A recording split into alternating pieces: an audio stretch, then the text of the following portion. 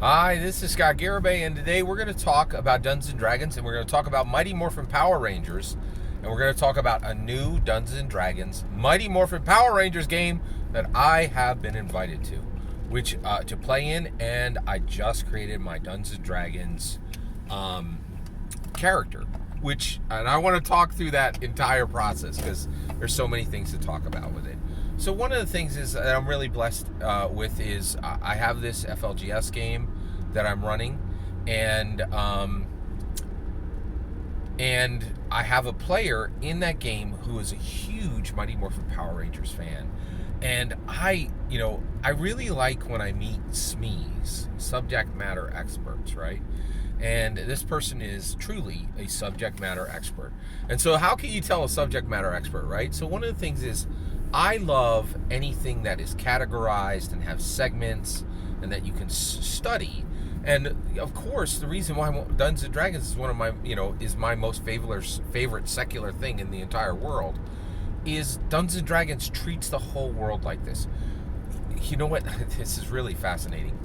I think I did some birding, right? And birders cite and then they identify, right? And they just classify the entire world. And there's this rigid structure used to identify and classify the world. And that's what Dungeons and Dragons is.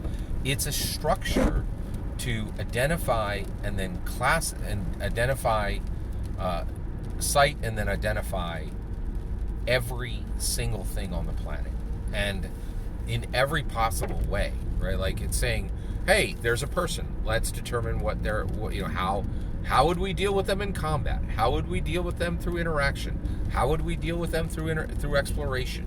Are they, an advantage to that, or just, and I think that's the thing that's so incredibly attractive about Dungeons and Dragons is it is this beautiful classification of life, and I think this is it is birding for everything. It is birding without limits, right? And a birder has a life list, right? And they cite and they identify birds, right? Dungeon masters do exactly the same thing, but it is completely unlimited. It's not even limited to the IRL world. It includes everything in the IRL world, right? Because we will cite it and identify it. We will cite it and identify it, and then put it on our list just so we can build worlds with that information, which is incredibly astounding, right? It's like really incredibly amazing, right? So it is truly a very special thing, right? And so I'm really fascinated by this overall. It's truly astounding. So one of my players in my FLGS started bringing Mighty Morphin Power Rangers Heroes of the Grid, which is an amazing Renegade Games board game, and we've been playing that, right? But we all caught the bug, right? Because we've been really enjoying the board game, but the board game is limited. It can't let us tell the stories we want to tell, right? It's very fun, but it's limited, right? Like whereas the tabletop role-playing game is not. So basically, we all caught the bug, and so as soon as my campaign is finished, the next campaign that is up for running in the same slot is this Mighty Morphin Power Rangers campaign. What's really fascinating is this person loves Mighty Morphin Power Rangers so much that he bought the Renegade Games Mighty Morphin Power Rangers tabletop role-playing game. So why are we not running it with Mighty Morphin Power Rangers? Renegade Games tabletop role-playing game that was fully licensed by Hasbro to Renegade Games. This should be able to do the job. It can't. And here's why. And this ties to an overall massive discussion that I think is absolutely fascinating. So, and actually, Bob Worldbuilder just talked about this on his channel. He's like, we have got to stop saying, he just did a video on this. He's like, it's not enough to just say, run this with a different game. And the whole world is now having an open, honest conversation about the tabletop role-playing game industry and saying, listen, every game in the OSR and the indie is completely unnecessary. We can run everything with Dungeons & Dragons. And people are like, no. Dungeons & Dragons is not a great rule system for that.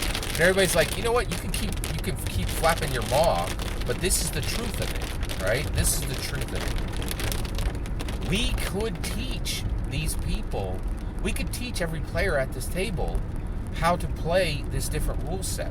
But what we can't do is we can't guarantee goodwill, right? Which is exactly what Dungeons & Dragons does.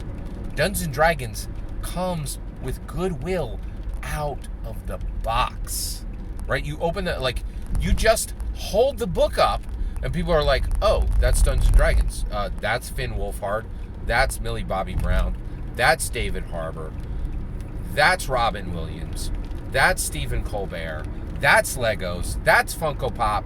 That's Magic the Gathering. That is 100 things I love. And yes, I'll give it a shot. Or, because I like it before I've even tried it, right? Like, and people who have tried it are like, oh, I've been playing it for decades. I know how to play it, right? You can teach rules. You can't buy goodwill at any price from a player. And Dungeons & Dragons brings goodwill in the box. You open the book, you pull off the lid, goodwill is included, right? There is a legacy. And so that's the issue, is this guy already owned the game, right? That Renegade game, that Renegade had made. I was like, I'm going to run it with D&D because I know everybody at this table loves D&D. And so it's going to be more work for me, but there's a better chance this is going to turn into a sweet, awesome memory for everybody here. Whereas I literally have absolutely no guarantee of that in any other way. Every single word of that is my humble opinion. What's important is when I get to hear your humble opinion when you get in the comments and send your traffic. Please consider liking and subscribing and have a wonderful millennium.